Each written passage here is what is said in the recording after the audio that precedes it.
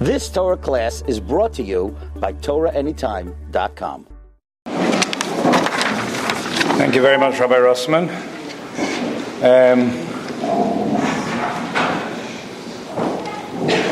Just a few words of introduction. Before I start, I have to make a disclaimer that I'm not qualified. I am not qualified to give halachic rulings, even the ones which are not halacha l'maisa. I am somewhat qualified to discuss things, so that's what today's shiur. Today's shiur is a discussion. Please don't take any halacha, even not halacha l'maisa, from today's shiur. Okay. Our great beloved Rosh Hashiva always taught us, before we start any discussion, we have to define our terms. Before we define our terms, we can't discuss anything. So, Jewish self-flagellant. I know that nowadays it's popular to discuss the definition of Jewish, but I think let's assume everyone in this room agrees more or less on what the word Jewish means. Self-flagellant is a bit more difficult to define. So we'll use the dictionary. The dictionary says that a flagellation is the act of flogging oneself, especially as a form of religious discipline. So a flagellant is a person who follows that discipline. It was popular in the 11th century, that's around the time when Rashi lived, as a form of penance, which means teshuvah, in the Catholic Church. So it was popular then. And the question I want to discuss is whether such a practice has any source, in any form, has some type of Jewish philosophy. In Jewish thought, does it have any place whatsoever? That's the question. Some of you might be aware of a practice that is common in certain religious circles. On Erev Yom Kippur, after coming out of the mikvah, some people give each other 39 lashes. But that's really a bit of a joke. That's not what we're talking about. And that's just symbolic. And no, we're talking about the real thing. Sigufim, Gilgulei Sheleg, Tvila b'mikvah kara, Tzaymais ta'anesim. That's what we're talking about. So, the gut reaction, I imagine, of all the people I mentioned that we're talking about this, they all said, well, of course not. Right? This is, not only is it not a Jewish concept, it is a very un-Jewish concept. Clearly, it's forbidden by the Torah to hurt or damage or cause yourself pain, and therefore there couldn't possibly be any real justification for Jewish self-flagellant behavior. It just doesn't make any sense. That is the gut reaction. But as we all know, that we don't go with boichsvaras, we don't go with what our guts tell us, we go with what our brains tell us, and therefore every subject we have to be prepared to open our minds and investigate and see what the Torah has to tell us. Not just from here, but from here. After we have it here, then as the Rabbi said yesterday, then we can put the regesh into it. But the regesh must be governed by the brain. So that's what we're going to do. We're going to discuss and we're going to learn, as you saw this morning, a little bit of the Maram HaKoimes on this sugya.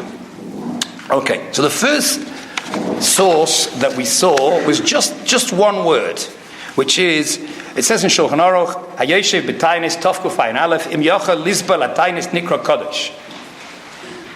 A person who's able to take a fast, that means it doesn't do any permanent damage. Obviously, the person suffers somewhat, otherwise he's not doing anything. Right? Obviously, no one can fast and not feel a fast, but it doesn't do any damage. Certainly not dangerous. It doesn't even do any damage. Okay, so a person who can do that, Nikra Kodesh, is a holy person. V'imlav, if he's not able to, it means he suffers and it's damaging, then like he's not healthy or he's not strong, Nikra Chayta, then he shouldn't fast. So the Mishnah Berurah says like this. It's not talking about specific Averas. That's not what the Shulchan Aruch is talking about. Which are explained in the Rekeach and the Kisveri. So the Kisveri, I have no connection with. I wouldn't know where to look for Kisvei Ari. I don't know what Kisvei Ari even means. But the Rekeach was easier to research. You know, go into Oiter Chachma, Rekeach, and then you find it there. I tried Kisvei Ari, it didn't come with anything. Right? I mean, all sorts of, but Rekeach is easy to find. Okay, so I looked at the Rekeach. What is the Rekeach? Who was the Rekeach? What is it? What's he talking about? So let me tell you a little bit who the Rekeach was, first of all. The Rekeach was a rabbi by the name of Rabbi Elazar ben Yehuda of Germaiza, and he lived in Germany in the second half of the 12th century. He was a Talmud of the Uraim. Those of you who don't know, the Uraim was a Talmud of Rabbeinu Tam, who was a grandson of Rashi. So we're talking about 3-4 generations away from Rashi. Rabbi Elazar ben Yehuda of Germaiza. Just as a historical note, you should know that his wife and his 2 daughters were murdered in front of his own eyes by the Crusaders in the Third Crusade in 1197. This is Rabbi Elazar. Rokeach is called. The family Rokeach, for example, the Belzer Rebbe, whose name's Rokeach or Rokach, are descended from him. He wrote a sefer called Sefer HaKaporos. It's also called Moireh Chatoim, Sefer of Atonements, and the direction, teachings of sinners. This is the Sefer Mishabur is referring to. Now, if you look there, you'll see about 28 different specific Averas, very specific ones. Chilul Shabbos, for some reason, is not one of them. I don't know why. But there's all sorts of different Averas which he talks about, and he talks about what a person should do as a form of tshuva. Obviously, we don't mean that is instead of tshuva, right? As the Mishabur writes in Hilchos Tainis, and the Rambam writes, there's no such thing as doing a kapara without tshuva. Kapara always has to come to tshuva. Whether it's a korban, or whether it's yisurim, or whether it's mitzvah, always has to be with tshuva. We're talking about something that accompanies tshuva. Tshuva means charata, and the Kabbalah Osid, and Aziva Sachet, and all the yesodis of tshuva. Together with tshuva is the idea of this kapara, which the Sefer HaRokeach is talking about, in length. So I'll just give you an example. I'll read one. This is talking about a person who murdered. Murder, okay? That's Averis you do. That's what the Mishabur is talking about. Isn't it? Talking about, it's not getting up late for davening, or not putting on tefillin on one day. That's not what we're talking about. That's the other thing the Mishabur is talking about. This is what he's talking about. Averis Hayeduas means something like murder, incest, adultery. That's the sort of Averis he's talking about. So give you an example. Rukech says like this: Hika ish Yisrael v'ritzachei nefesh. Guy killed somebody. Bein ish, whether it was a man or it was a woman or a child. What should he do? What should he do as a, I don't know what the right word to say, right? I don't like the word penance because it sounds like too goyish, right? But it's to accompany, is to help him do teshuvah, to mechaper for his aveira, to cleanse him of any possible consequences of his aveira after he's in the olam ha'emes. Yelech begoyla shalosh shanim. He should go in golos for 3 years. I don't know where the Rekech got this from. He must have got it from his Rabbeim, who got it from their Rabbeim, who got it from the Ziknei Chachmei Ashkenaz from Rabbi Yehuda HaChassid, and Bakodesh in the famous Klonimus family which he was descended from. Yelech bagoyla shalosh shanim. He should go into Golos for 3 years. V'yilke b'chal ir v'ir. He should receive malchus in every town that he goes. Who's going to give him the malchus? Doesn't say. How'd you do it? I don't know. How many malchus? It doesn't say either. Okay? But wherever you go, right, you stand out shul and say, whoever's passing by should hit you. But we'll see. You should tell everyone I'm a murderer. And he shouldn't eat meat and shouldn't drink wine. He shouldn't shave his hair or his beard. He shouldn't wash his clothes. But his body and his beard he can wash once a month. He should tie his hand that he killed with a chain to his neck, like this. He should go barefoot and cry because of the murder that he did. He should fast every single day for 3 years. That obviously means he eats at night, right? Yeah? Every day for 3 years until he finishes Golos. And after that, for 1 year he should fast every Monday and Thursday, even though he's already fasted 3 years every day. He shouldn't answer any person negatively, means if people say nasty things about him because of what he's done, he shouldn't answer anybody back. You shouldn't go to any fun. I suppose that's what it means. It means like the Super Bowl or anything like that. For 3 years. That's the worst part, right? For 3 years. And when he leaves the shul, when the people leave shul, he should lie down on the ground in front of the shul, and everyone should pass over him. They shouldn't tread on him. They should walk over him, but they shouldn't tread on him. And he should respect his wife and everybody else. It's like everybody. He should give them respect, and he should do vidui every day of his life. That's the end. That's just one example, right? And the next one is Meshubad. Meshubad, a person who became a convert to Christianity, and now he comes back to Yiddishkeit. Then there's another whole list of things. What's exactly the right thing to do? How many years you should go into Golos? How should he walk? How should he fast? And each one's got its own. That's what the Mishnah Berurah is referring to. It's not like some obscure sefer. You understand? The Mishnah Berurah, classic seminal work that every single person, how many copies there are over there, right? And Ilchas Tov Kufayin Hey says, Alaveris Hayeduais. All I did was just opened it up for you and read you what it says over here. Now, you should know, by the way, if you want to breathe, right, that the Ramah in Tshuvos,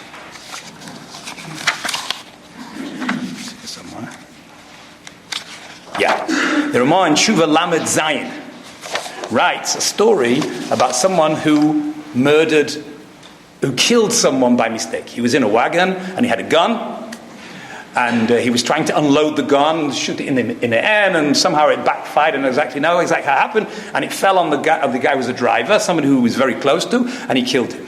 So Ramah talks about what this person was told, how he should do tshuva, what he should do as a kapara. Then he writes the following line, very important note.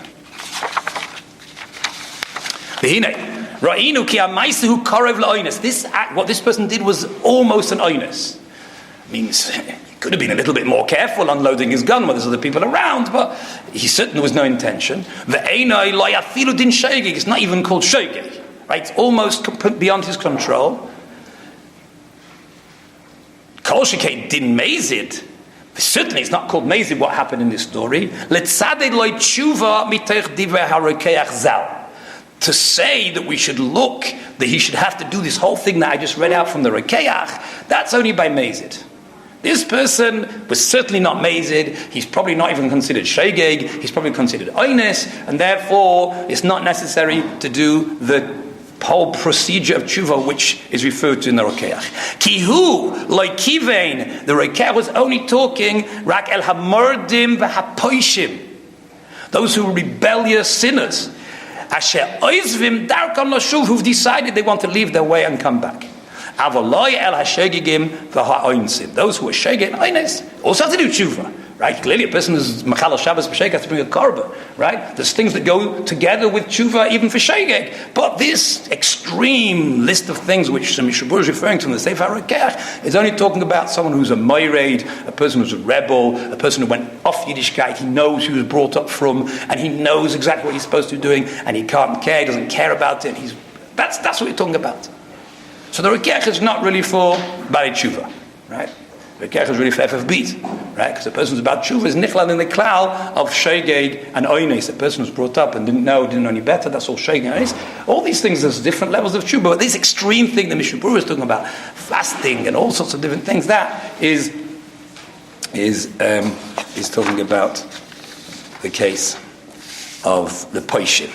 Okay, now, what the idea of this approach of the Rokeach, which involves all sorts of other sorts of activities, was clearly a common practice at certain times.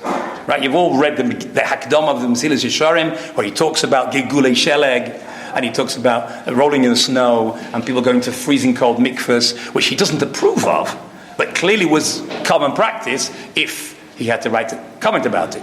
And in Perek Yud Ches, when he talks of the Mesilas Yesharim, talks about Chasidus, he also mentions it over there, and he says people are mistaken The Hamoin Am are mistaken to think that this is Chasidus, this is piety, and it's not really true. It may help towards piety. It may be the right thing to do as a process of tshuva, but it isn't Chasidus. That's what the Mesilas Yesharim writes. And it's clear from all the different Sfarim that talk about this was, at times, it was a common practice. Actually, somebody in this room, who will name anonymous, told me, he came up to me and said, yes, you should know that toveling in a cold mikveh is much more painful than rolling in the snow. I said, how do you know? He says, I did it many times, right? Rolling in the snow means without any clothes on, you understand? So it seems that there are people who still practice these forms of tshuva, these forms of yisurim to this day. Okay, so we'll talk about it later on, whether it's a good idea to do it or not.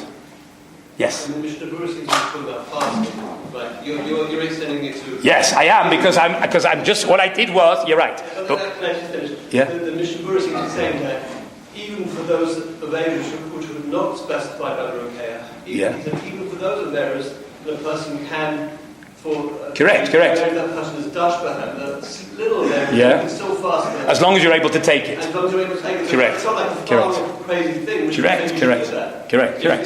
Correct. Yeah. Well, the Mishnah Berurah quoting from the Rokeach is a much more serious procedure. Right. Okay. Yeah, so I want to talk about both areas of the extreme form of the Rokeach's advice in certain areas, and the regular fasting, which is also, if you can take it, is called a Kodesh, as it says in the Mishnah Berurah. Okay, let's move along. It says for one kas you have to do 120 kanesim. The Rav said it was for one? No, the Rav said it like it's these wild big averas. When I said it's brought down for one kas, you have to do 120 kanesim. Yeah. Maybe kas is one of those big averas. One of the big averas, by the way, is talking in shul, talking in davening, right? In the Rokeach. All right. So, okay. So let's learn the sugya then. That's where we're going to start learning the sugya and see how these what's the head. That means we start off as we did before. We just brought the Rokeach Tov Kuf Ayin Aleph, right? As you mentioned, Tov Kuf Ayin. So what does he say? You're allowed to fast. And the question is, what do you mean you're allowed to fast? Clearly, fasting is a tzar. Right? What's the heta to be mitzvah? Where does it come from? So when the Torah tells you to fast, the Torah tells you to fast in Yom Kippur, the Torah tells you to do it, right? What's the parameters? What's the geder of the heta to fast? That's what we want to discuss, learn the sugya and see where it comes from. Now we know the Navi Yoel says the pasuk in Yoel, says V'gam ata ne'um Hashem, the Rabbi Yonah brings this, Shuv adai b'chol levavchem, come back to me with all your hearts, u'b'tzoim, u'b'vchi, u'b'mispeit. So already the Navi has indicated that that's one of the processes of tshuva is through tzoim, b'chi, u'mispeit. And tzoim is a tzah, generally speaking. So let's try and understand what the geder behind the heta to fast in this procedure is. Whether Torah says you do it. But where you're making it up on your own, for your own decision, your own approach to tshuva, where does the heta come from? So we'll all learn together the sugya on the Mishnah on Daf Tzadi on the base in Baba Kama, when it brings a story about the woman who uncovered her hair in order to retrieve some oil which had been spilt on the ground, and she rubbed it into her hair. And the Mishnah says, Rabbi Kiva says, Af al pi she'asur lachbar ba'atzmai, which is really the bit we need, even though she wasn't allowed to do that. That's exactly what Rabbi Kiva was saying. She wasn't allowed to do what she was doing, because she was chayvel ba'atzmai. She wasn't actually chayvel, but the Mishnah uses that terminology, even though it's talking about being mevayesh. So it seems that this is all the same sugya. Being mevayesh means doing something which is embarrassing to yourself, or to be chayvel, to hurt yourself, or as the Gemara's examples, you also in the Gemara, of restricting yourself from a certain pleasure, like not drinking wine, or fasting. All these the Gemara seems to equate and puts them all together in one lump. Right? So there's the extreme case where you actually hurt yourself, you can cause yourself pain, and you can cause yourself embarrassment, and you can cause yourself to withhold some type of pleasure. Those are all the things the Gemara talks about. And the Gemara's conclusion is, it's a machlokes tanaim, whether this is permitted or not. Tosfos, on the page there, brings that the whole sugya is talking where there is a point behind it. There's a need for it. There's what Tosfos calls a tzorech. If there was no point, then it's poshut that everybody would hold it, it's asa. Right? That would be simply an isav bal tashkis. You're not allowed to waste.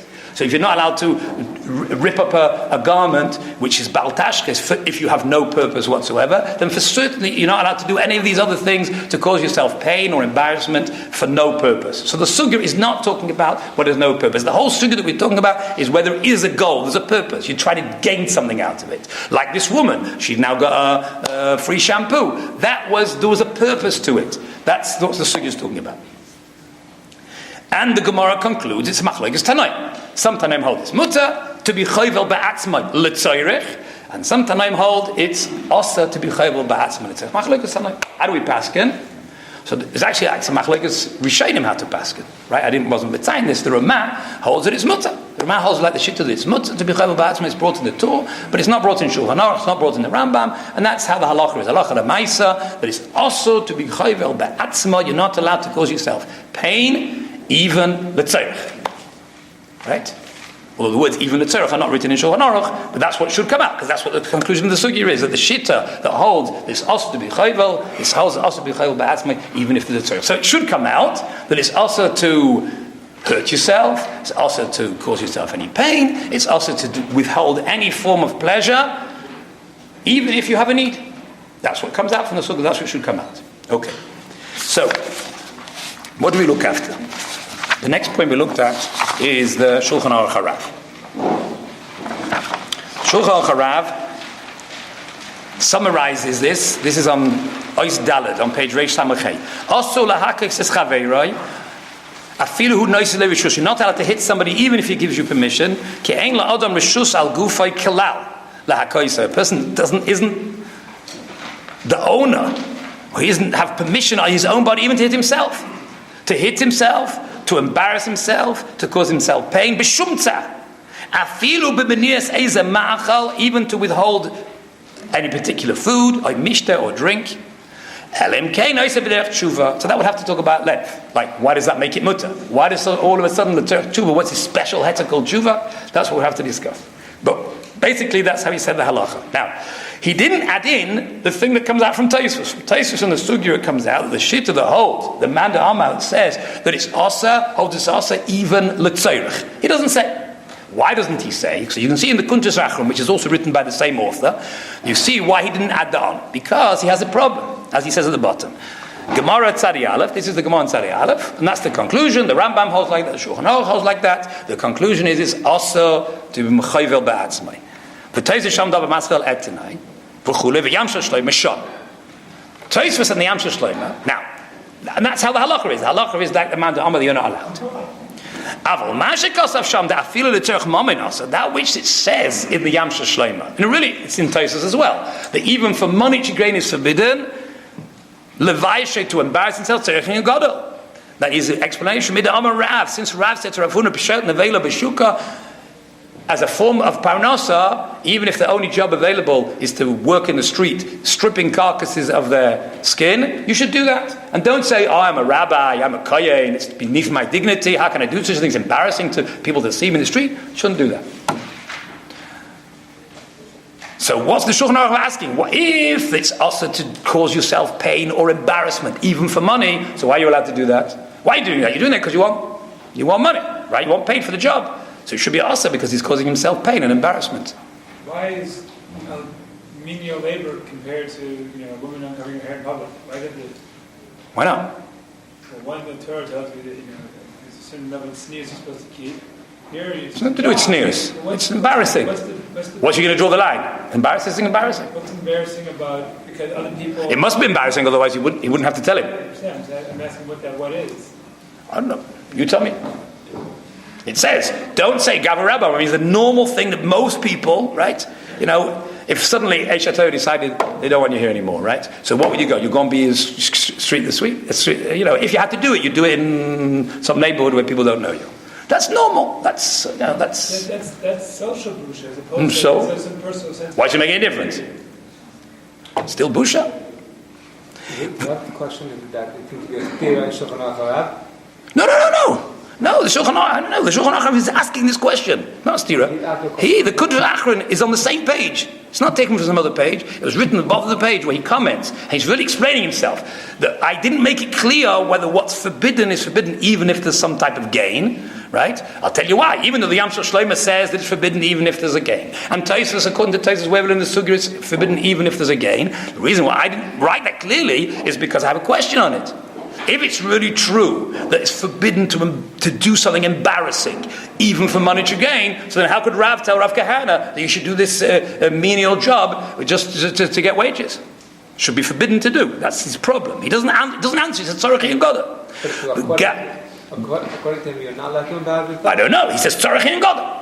Well, he doesn't know. He doesn't know how to deal with this question. On the one hand, the Yamshel Shlomo Tosfos say that it's forbidden. On the other hand, you see from the Gemara that it seems to be permitted. So it's tzarech and goda. He doesn't have an answer, right? Tzarech and goda. That which you say that you're not allowed to cause yourself physical pain. Not only you're not allowed to do embarrassment, physical pain for parnasa. That's also tzarech and goda from Yaakov Avinu. Yaakov Avinu, when he was chased by Lavan, says to Lavan, this is the way I served you for 20 years. I looked after your sheep. I was there in the boiling heat in the summers, the freezing cold night, right? That was painful. It's painful to be out in the freezing cold nights. And why was Yaakov doing it? For parnasa. So you see that for parnasa, it's mutter to do something which is painful. So that's the Shulchan Aruch's kasha on the Yamshel Shlomo and on Tosfos. How can you say that it's forbidden to embarrass yourself or cause yourself pain or suffering for monetary gain, when you see that Yaakov Avinu did it, and Rav told Rav Kahana to do it? That's the kasha which he leaves with tzarech and goda.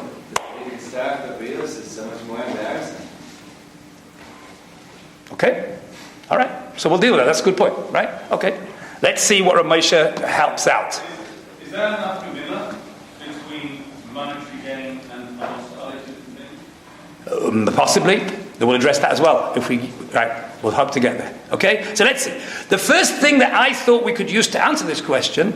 In one case, Yaakov, it's a byproduct of what he's doing that he's called. The job has... You have a job, but the circumstance of the job is painful as opposed to I'm causing... So the mitzvah I'm doing is causing pain to myself. What's the difference? Why does it make any difference? Why should it make any difference?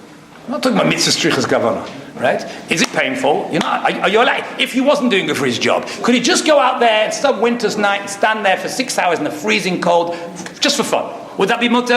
No, because that's called pain. You're not allowed to cause yourself pain. Tosfos says you're not allowed to cause pain for monetary gain. So it's the same thing. Why should it make any difference? Any time, sometimes the job uncomfortable, difficult. I don't know. I don't know. That's exactly the problem. That's it. You're just raising the question, which is what are the gedarim or what's mutter and what's asa. That's exactly what we're trying to determine. What is mutter, what's asa?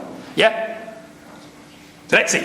Rabbi Moshe Feinstein, right? Igris Moshe, Kallah Siman Kuf Gimel, talks about a question of whether you're allowed to donate blood because you're going to be paid for it. Okay, and I only wrote here the first half of the tshuva. In the end, he's materit, right? But that's not the point. The point for our discussion is what's the svara for it to be asa. So Rabbi Moshe says like this: taking blood is chayvel ba'atzmai. It's a form of chavala. It's painful, right? Chayvel, the mamish taking blood. Okay, it's chayvel ba'atzmai. Tosfos says chayvel ba'atzmai. That's the conclusion. We hold the man that ama chayvel ba'atzmai is asa. That's the Shulchan Aruch Paskas. It's clear from Tosfos it's asa even for monetary gain. Moshe says, what's the difference how much money it is? 5 shekel, 10 shekel, 100 shekel. It doesn't make no svara lechali between revach cotton, revach godel. That's not a svara. If it's also makes no difference. Unless, of course, you're saving somebody's life and you can put it in a blood bank where it will save people's life. That's not the question. Moshe is talking about theoretically where nobody needs the blood now and just doing it. You don't know whose life you're saving. You're not saving anybody's life. You're just doing it because you can get some money out of it. Okay. So Moshe holds misfaret should be asa. In the end, he's materit because he holds that in the times of Chazal, bloodletting was considered a refuah. So even if we don't understand how that refuah works, it's very difficult to say that should be considered chayvel ba'atzmai. When in Chazal's time, they did it every Monday and Thursday for health reasons. Okay, but that's a side issue. But be'ikaron, ba'atzem, Moshe holds it should be asa. However, he says that it's pashut that a person is allowed to forgo a pleasure because it's for a diet, right? Person's on a diet, so he's going to stay off sweet things for a diet. Isn't that an aveira of chayvel ba'atzmai, mitzayer atzmai for tzorech? That's what he said. And it's all asa, the tzorech should be asa too. So Moshe makes a distinction. Moshe says there's a distinction between tzar and taiva. Between chayvel and taiva. That means when you're withholding a taiva from yourself, but you have some other taiva which is pushing you to do it, then you can weigh one against the other. I have taivas moment. I like another 100 shekel. It'd be great. That's my taivas moment. So I have my taivas moment to weigh up against some other taiva. Which means if I don't have all these sweet things, then I'll be 100 shekel richer. So I have two taivas which have to fight each other. That's not a problem. That's hetagam. That's not the issa of chayvel ba'atzmai l'tzayrich. That's not called chayvel ba'atzmai. Because you first of all have to make the mathematical calculation whether there's being chayvel and not being chayvel. On the contrary, it would be more tsar to me to lose the 100 shekel than to be forced to eat these sweet things, which I like. So I am withholding a taiva, but the taiva's moment weighs out. So when you have these two things against each other, you can weigh up. But chayvel ba'atzmai, which is not, there's no taiva in chayvel ba'atzmai. The guy who's taking the blood out is a tsar. So that you can't weigh one against the other. You can only weigh two things which are equal. And then you have to decide, personally, you have to decide which one. Obviously, you've weighed it up, which is the reason why you want to do one over the other. So if the taiva for the monetary gain outweighs the taiva of whatever it is that you are taiva you're losing from yourself, that's mutter. But where you have to weigh up the monetary gain against the tsar, right? Then those two things are not. When you have to weigh the monetary gain against chayvel, that means taking blood, you're chayvel ba'atzmai. So, but the chayvel against the taivas moment, those two things are like apples and oranges. You can't weigh up one against the other. The Torah says you're not allowed to be chayvel ba'atzmai. Whereas if they're both the same currency, that means you've got the taivas moment against some other taiva, then you have the right to decide which one is big. In which case, it's not called withholding any taiva. On the contrary, it's this taiva wins out. That's what Moshe says over here. So now the question is, what happens if it's not chayvel ba'atzmai? What happens if it's a tsar? A tsar against a taiva. So far we've discussed the first tshuva of Rabbi Moshe in Kuf Gimel is a taiva against a taiva. Taiva's mammon against taiva for sweet things. Okay? Or you can have a taiva's mammon against chayvel. That's you want to get paid for blood, for giving blood. What happens if it's a taiva against tsar? For example, this is really shayr in Samachay, where Rabbi Moshe talks about going on a diet to look good. So now what's that? So if it's just a regular diet, so a regular diet is just taiva. It means you want to eat food. So going on a particular diet is not a tsar, there's no pain involved. You're just limiting certain taivas, not eating certain foods. That's called a taiva. What's the other taiva? The other taiva is you want to look good. Person has a taiva, especially a woman, especially a girl who's on shidduchim, has a taiva to look good. Okay, so it's one taiva against another taiva, that's okay. But what happens if it becomes a tsar? Meaning that you're on a starvation diet. So then it becomes painful, clearly a pain. So is that mutter? It's not chayvel. I haven't got to the madrega of I'm being chayvel, I'm actually taking blood against the taiva, but it's tsar against taiva. So are those compatible? Rav Moshe holds there's also asa.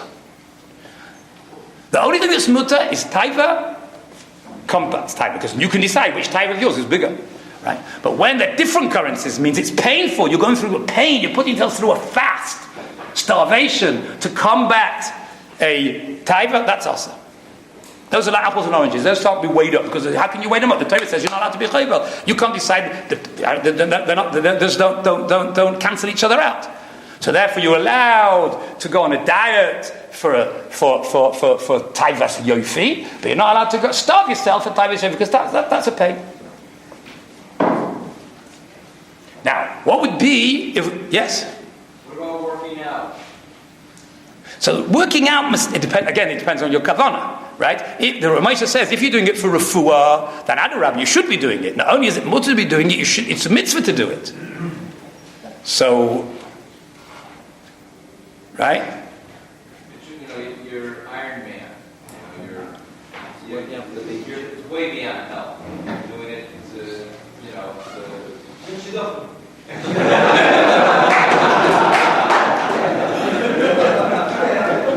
So then you're saying it's really a tsar against taiva.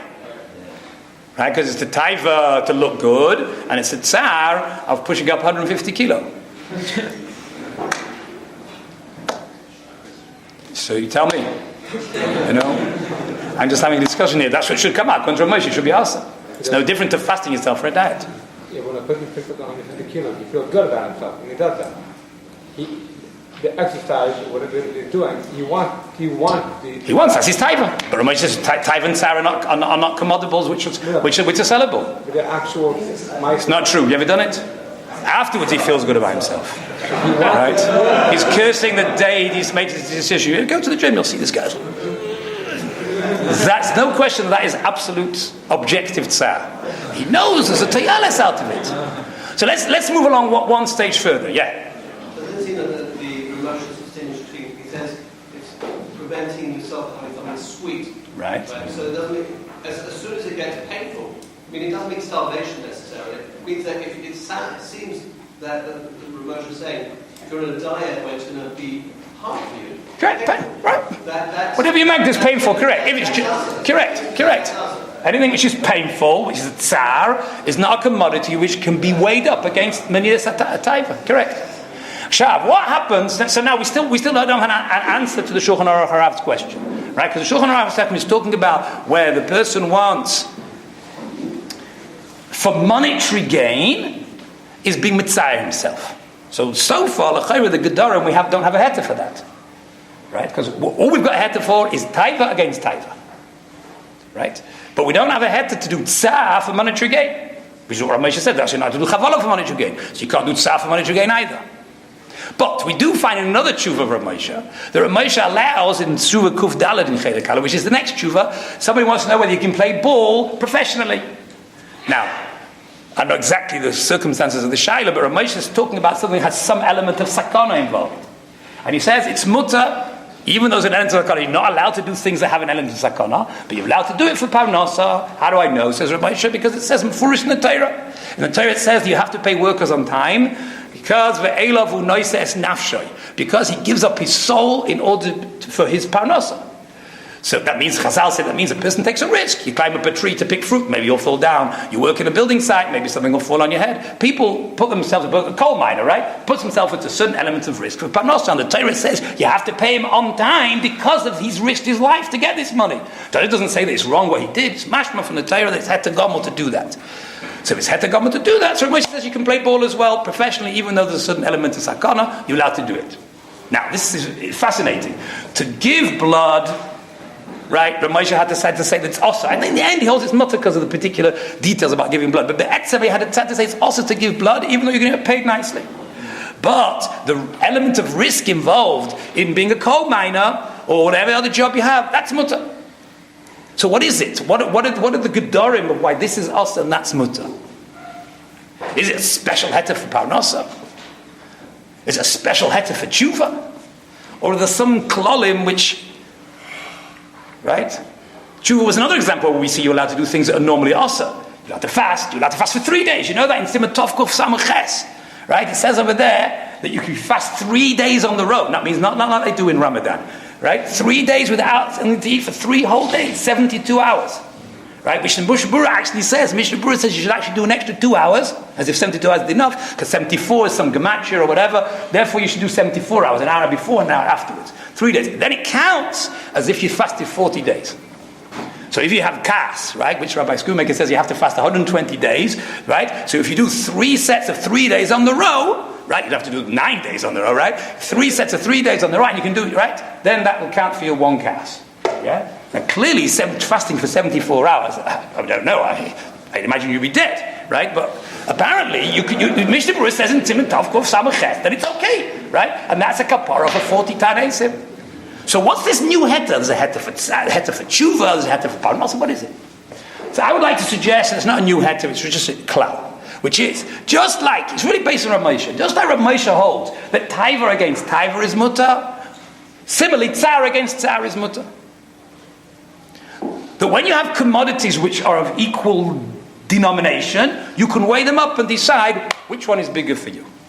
You can't do tsar against taiva. That's the reason why Moshe says you can't give blood for money. right? And you can't go on a starvation diet for yofi, right? But if they're the same, tsar against tsar, that's mutter. So what do I mean? I mean like this. The parnasa isn't revach momain. Those are two completely different concepts. I'm suggesting that when Moshe said it's also to give blood, he didn't mean giving blood for parnasa. That's not what he said, who gives blood for parnasa? Right? That's what it means. It means, you're studying somewhere, and you could do with another 100 shekel. You have to go out to get a few drinks with your friends for 100 shekel. So you go to the local hospital, give blood, and you'll get your 100 shekel. That's called tzah leharvachas momain. Why am I doing it? To get 100 shekel pocket money. 200 shekel, 5,000, 20,000 shekel pocket money. It's still pocket money. It's still extra money. That's called havacha. That's a taivas moment. Why do you want it? Taivas moment. Masha enkein parnasa. Why do people do parnasa? Because they're a taivas moment? No, because they have responsibilities to their wives and children. They don't want to. It's a tzah. To be without the parnasa is a tzah. So once you magdir, once you define what you're going through as pain, so then it's in the same denomination. I've decided that the pain of being a coal miner, or the pain of being up late at night in this freezing cold field looking after your sheep, Lavan, that's a pain which is worthwhile connected the pain of being without the parnasa. Being without the parnasa is a tzar. It's not just a taivas moment. So when we talk about taivas moment, then the only thing that's mutter is menias taiva.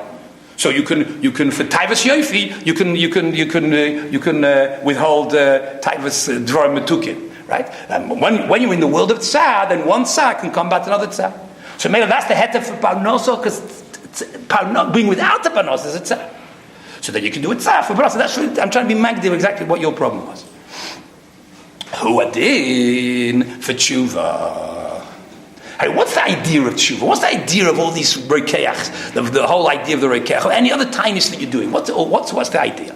The whole idea is based on the Arba Chiluki Kapara of the Rambam in Hilchos Tshuva, where the Rambam says there are certain averas hiduas, averas chamurais, right, which are krisais and mises based in, where tshuva v'yoyim akipurim teilim v'yisurim goimrim es hakapara. And in the Lashon of the Rambam writes like this: La'olam ein miskap eloi kapara gemura ad shiavayo alav yisurim.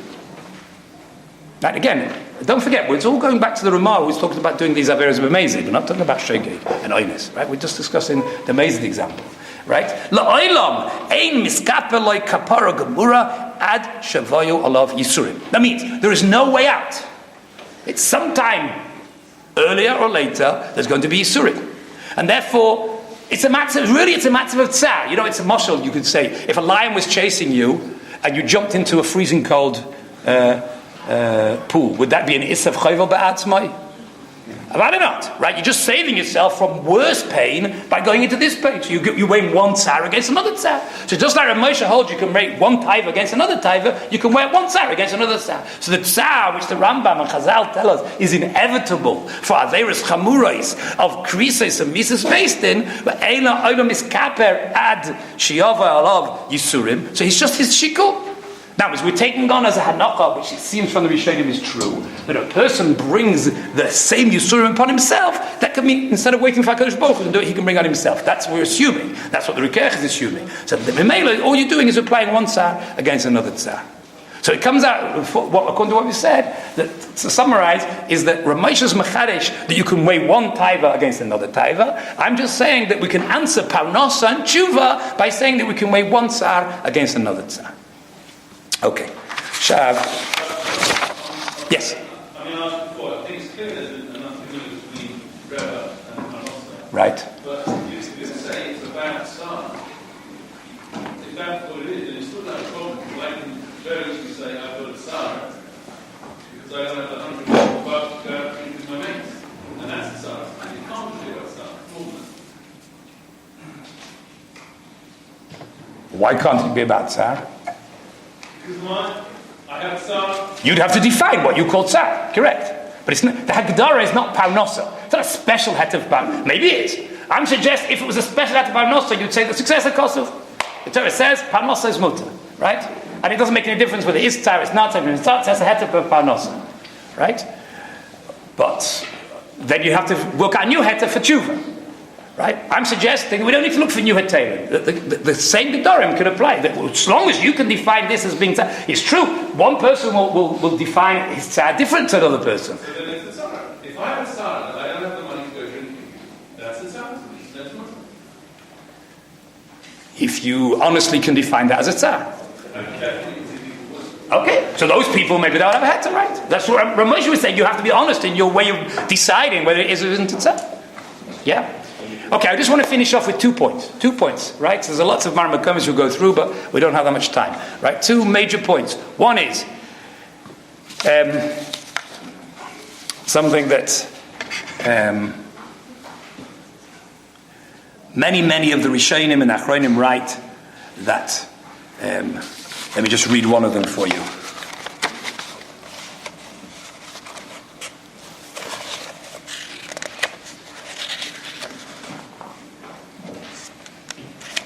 This is a letter from the Stipler. There's many different sources where they express this very similar idea. A person who was asking for advice in tshuva. What's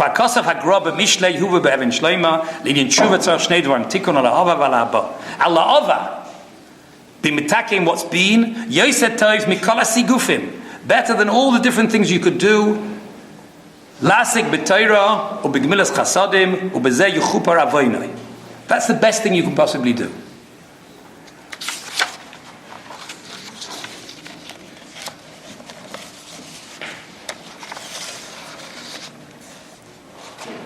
Rabbi Chaim Volozhin writes, Imu Chacham, Rabbi Chaim Volozhin in Ruach Chaim, Eino mamti machiyishlach HaKadosh Baruch Hu of Yisurim.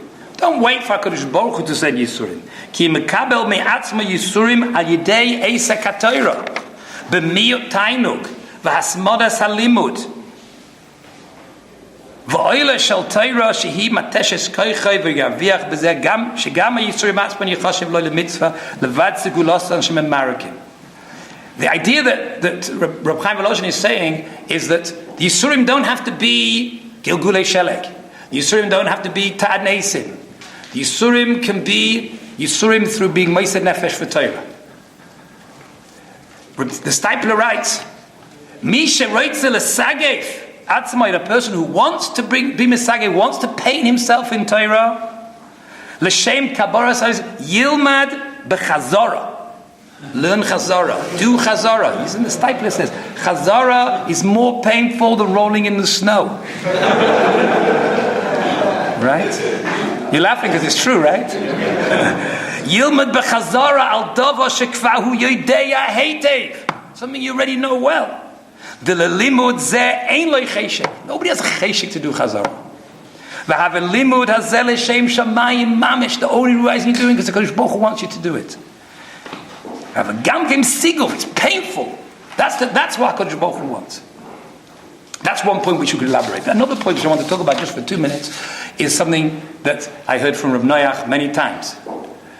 And I think the point which he's saying, Rav Noach says that the process of tshuva itself is Yisurim. That's Yisurim. That is Yisurim, tshuva. And I think, so why did the Rekeach have to give all these things and the Arizal have to give all the things? Just do tshuva. I think that the Arizal and the Rekeach lived in a different world. When a person did tshuva in the 16th century, when a person did tshuva in the 12th century, he was coming back home. He was coming back to a kehillah of his family, of his cousins and his uncles and his grandparents. We're talking about the one person from Stott, the one guy in town went off the derech. And then eventually, after years and years of doing terrible averas as a goy, he comes back to the family. He was welcomed back. He was back into the kehillah where he belongs. That's what it was. That wasn't doing tshuva, right? In the 20th century, in the 21st century, doing tshuva means exactly the opposite. Doing tshuva means going away from your parents and going away from your grandparents and your uncles and your aunties, and then you have to go back to them, and what do they comment? And especially your semi-religious auntie from Brooklyn, right, who you don't kiss her anymore and what's become so from, right, and your adoptive parents who I was good enough as a mother to change your diapers when you were little and now you can't give me a kiss anymore, right? These things are Yisurim Tofet. which go on and on and on. I just want to read you a story. I don't know if it's a famous story, but just because it's a story, so I'm allowed to go after one for a story, right? It's a story which is from Rabbi Hanoch Teller's book. It's a story on the eve of Yom Kippur. Just read it out for you. Those who have heard it have heard it, not. It's always great to hear a story again. The mikveh was flooded, pun intended, with men immersing themselves in preparation for that holiest day of the year. To this scene had Jamie, a young man who had recently become Torah observant. Jamie was already self-conscious because he thought he just looked different. But he drew even more attention to himself as he folded his arms firmly in front of him and made his way from the changing stall to the ritual pool. Then, just a few feet from the water, Jamie lost his footing and slipped. Reflexively, he stretched out his arms to break his fall, revealing the lewd, gaudy tattoos that lined his biceps. The room fell silent for what seemed like an eternity. It was like all sound had been vacuum sucked out of the room. Jamie was exposed. He was humiliated beyond belief, and he contemplated whether it would have been better to fall flat on his face but keep his arms tucked away. Anything to avoid this humiliation. Just then, an elderly Jew hobbled forth. Jamie first felt the old man grip his shoulder. Then looking up, he felt the warmth of penetrating yet knowing eyes. In heavily accented English, the man declared, "Look here, I also have a tattoo." Stretching out his frail arm, the man pointed to the row of numbers on his arm. It seemed we've both come a long way. And the long way that was the pain that Rabbi Moshe is talking about. The pain of coming along, the pain of having to face that everything I've been taught in life, everything my parents taught me, that their parents taught me, it's all not emes. The emes is here. That's a pain of change, a pain of having to follow through with all the decisions and change your whole life. That is the pain of Yisurim. It's Yisuri Tofet, it's the Yisurim of Auschwitz. And those Yisurim which, the Rekeach didn't have those Yisurim. The Arizal didn't have those Yisurim. They lived in a completely different world. So, let me just finish off one last thing. Rabbi Yonah says that even Chilul Hashem, which even Yisurim are not mechaper for. Rabbi Yonah writes in Shara Tshuva that Kiddush Hashem is able to be mechaper. And I think that the Kiddush Hashem that we do is even stronger than the Kiddush Hashem. Even Rabbi Yonah never dreamt of the Kiddush Hashem we're talking about. The Kiddush Hashem that we do from this base of Medrash, the Kiddush Hashem that every single person goes back when they go back to Chutz La'aretz, it's much more than Rabbi Yonah was talking about. Rabbi Yonah was talking about a world where 99% of people were from. You could make a Kiddush Hashem, Ashrei Mi Shelimdei Torah, Ashrei Yovev Shegadlei B'Torah. That's the Kiddush Hashem you could make in Rabbi Yonah's time. Today we make a Kiddush Hashem like Yitzias Mitzrayim. We live in Mitzrayim, when the whole world says, Mi Hashem Asher Eshma B'Kallah. He doesn't exist. There is no God. That's what the world says. And when we go back there, after being convinced of the truth of Ani Hashem B'Kerev Ha'aretz, Einoid Milvada, when we teach the world that, we're making Kiddush Hashem like Yitzias Mitzrayim, like Avram Avinu. Like Avram Avinu fought the whole world and taught them Ani Hashem. That's the message we get. We give out that message to the world. We're making it much, much bigger Kiddush Hashem than even Rabbi Yonah was talking about. Then Be'ezus Hashem will be Zeicher to Kaparas Avaynais, and together we'll be Zeicher to the time where we'll be able to Mekayim the Pasuk Umola Horis Deas Hashem Kamayim Liyam B'Chasi. You've just experienced another Torah class brought to you by TorahAnytime.com.